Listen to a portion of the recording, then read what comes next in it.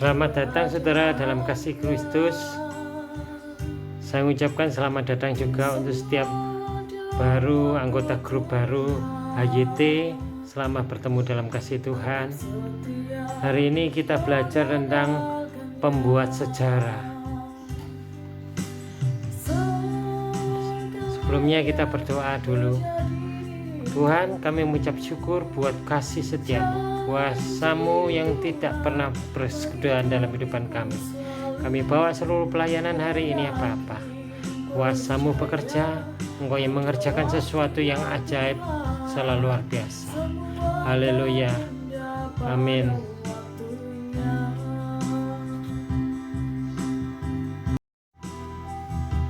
Kita buka di dalam Nehemia pasal 6 ayat 15.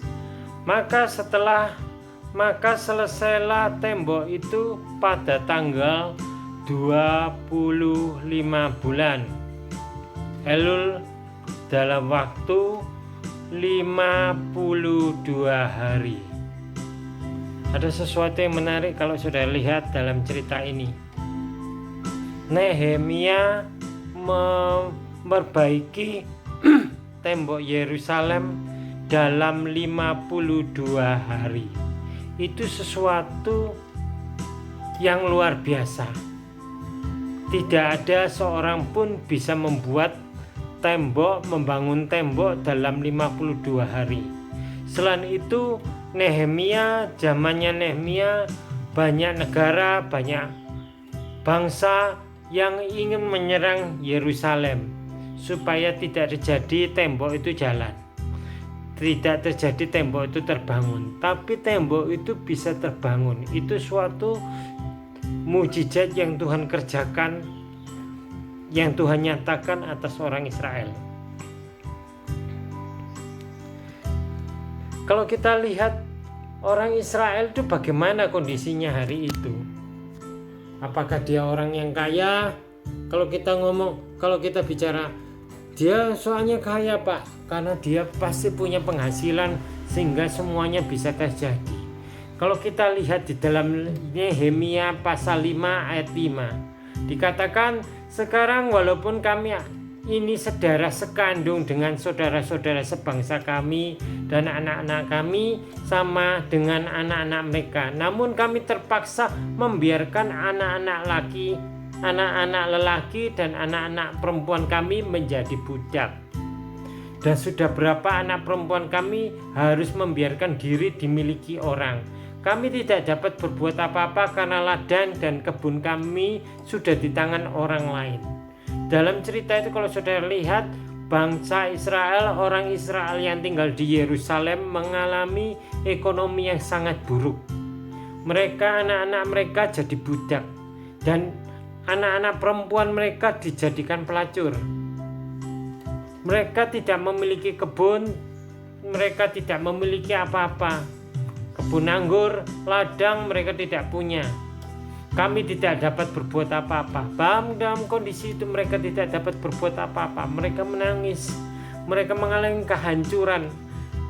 Yerusalem hancur. Yerusalem mengalami kerusakan yang begitu luar biasa. Kalau saudara lihat orang-orang kaya, orang bangsawan, anak-anak raja, semuanya diangkut di Babel. Salah satunya keturunan raja, salah satunya saudara bisa lihat Daniel anak bangsawan, ya. Anak bangsawan itu berarti anak keturunan dari raja Israel. Hari ini kalau saudara lihat, tidak mungkin tembok itu bisa terbangun. Ekonomi yang begitu buruk, tekanan yang begitu besar dari bangsa-bangsa lain yang berusaha menghancurkan orang Israel. Mereka tidak ingin terjadi bangunan tembok Yerusalem itu bisa terjadi. Mereka berusaha sampai prajuritnya tangannya satunya megang tombak, satunya mengangkut, dan dia bekerja tangan satunya. Mereka berpakaian baju perang selama waktu mereka tidur. Jadi mereka kurang tidur, kurang makan, kurang istirahat, semuanya itu terjadi. tapi Tuhan sayang dengan mereka. Tuhan melihat air mata mereka, Tuhan melihat kerinduan mereka, maka Tuhan buat pekerjaan itu luar biasa. Modal tidak ada, keuangan tidak ada. Untuk membangun itu semua perlu biaya, perlu butuh uang, butuh kayu semuanya. Tapi Tuhan cukupkan dengan caranya.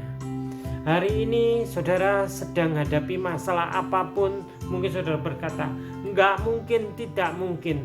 Tuhan bisa buat segala sesuatu yang tidak mungkin menjadi mungkin. Karena itu pekerjaan Tuhan. Karena itu pekerjaan Allah. Allah sanggup melakukan segala perkara. Mungkin saat ini kita ngalamin tekanan yang begitu berat. Enggak mungkin Pak, enggak mungkin, tidak ada jalan keluar, enggak mungkin. Saat tidak mungkin, Allah bisa buat namanya kemustahilan. Walaupun itu tidak mungkin terjadi, Allah sanggup melakukan kemustahilan itu bisa Allah kerjakan. Kemudian kunci kenapa ya Nehemia bisa berhasil, kita lihat di dalam Nehemia pasal 1 ayat 8. Kata mereka kepadaku, orang-orang yang masih tinggal di daerah sana, daerah Yerusalem maksudnya, yang terhindar dari penawanan, mereka tidak diangkut, yang masih tinggal di dalam Yerusalem ada dalam kesukaran besar dan dalam keadaan tercela. Tembok Yerusalem telah terbongkar dan pintu-pintu gerbang telah terbakar. Saat itu pintu gerbang, tembok hancur. Segala bangsa sewaktu-waktu bisa datang ke sana, menjarah di sana, sehingga orang Israel yang ada di Yerusalem mengalami ekonomi yang begitu hancur.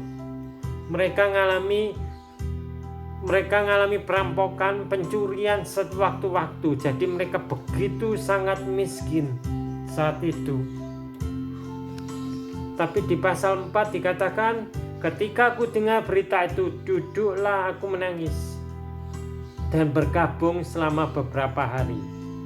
Kalau bergabung itu ada identiknya dengan berpuasa. Aku berpuasa dan berdoa ke hadirat Allah semesta alam. Kataku, ya Allah semesta alam, Allah yang maha besar dan dahsyat, yang berpegang pada perjanjian dan kasih setianya terhadap orang-orang kasih kepadanya dan tetap mengikuti perintah-perintahnya. Berilah telingamu, bukalah matamu, dengarlah doa hamba-Mu yang sekarang kupanjatkan ke hadirat-Mu siang dan malam bagi orang Israel hamba-hamba-Mu itu. Saat itu Nehemia duduk menangis berkabung. Selain itu dia berpuasa dan berdoa. Dia menaikkan doanya ke hadirat Allah semesta alam. Dia menangis dan Tuhan buat mujizat. Apa yang tidak mungkin Tuhan bisa mungkinkan. Dia itu juru minum raja. Kalau saat dia memberikan minuman, kalau minuman raja sebelum diberikan kepada raja, pasti juru minum itu akan mencicipi dulu. Dan wajah seorang juru minum tidak boleh kusam atau masam. Kalau wajahnya kalau kusam atau masam, dia akan dihukum mati. Nehemia saat itu wajahnya kusam dan masam karena dia sedang dalam kedukaan. Dia sedang bergumul, dia sedang berpuasa. Kalau saudara melihat orang berpuasa itu wajahnya bagaimana, saudara bisa rasakan dan bisa alami. Waktu itu dilihat oleh raja apa yang terjadi itu. Tapi yang luar biasa, raja tidak marah kepada dia, malah mengutus dia untuk ke Yerusalem. Dia menceritakan masalahnya dia, dan Allah sanggup melakukan perkara. Maka itu Tuhan meluluhkan hati raja, sehingga raja itu mengizinkan Nehemia menuju ke Yerusalem, membangun tembok Yerusalem. Hari ini kalau engkau bisa meluluhkan hati Bapa di surga dengan doamu, engkau perlu datang kepada Allah. Saat ini engkau mungkin sedang hadapi permasalahan yang begitu berat. Banyak yang dalam grup ini saya suruh mereka untuk berpuasa. Kenapa berpuasa? Puasa itu bisa menguatkan rohani kita, mematikan keinginan daging kita. menguatkan kita. Kita perlu berpuasa, kita perlu berdoa, kita perlu baca firman Tuhan. Baca firman Tuhan, semuanya yang saudara lakukan itu perlu kerendahan hati di hadapan Tuhan.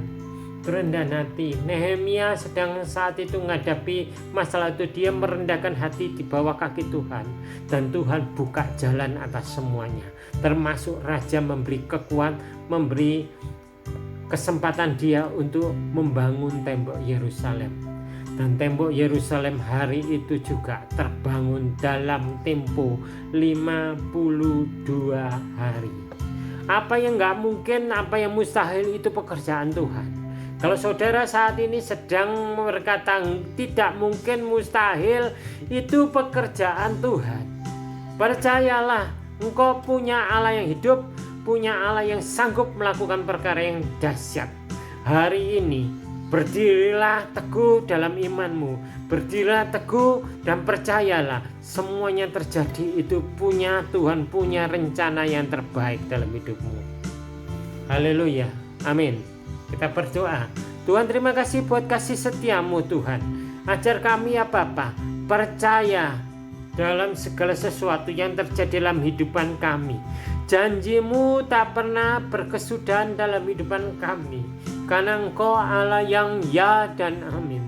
Dahulu, sekarang, sampai selamanya, Engkau tidak pernah berubah. Kau tolong ya Bapa, orang-orang yang ada di sini, grup yang ada di sini, mereka yang sedang menghadapi permasalahan, orang yang sedang mengalami masalah yang begitu berat, Tuhan yang tolong ya Bapa. Biarlah grup HYT ini menjadi namamu semakin dipermuliakan melalui grup ini ya Bapa. Terpujilah namamu, haleluya, amin.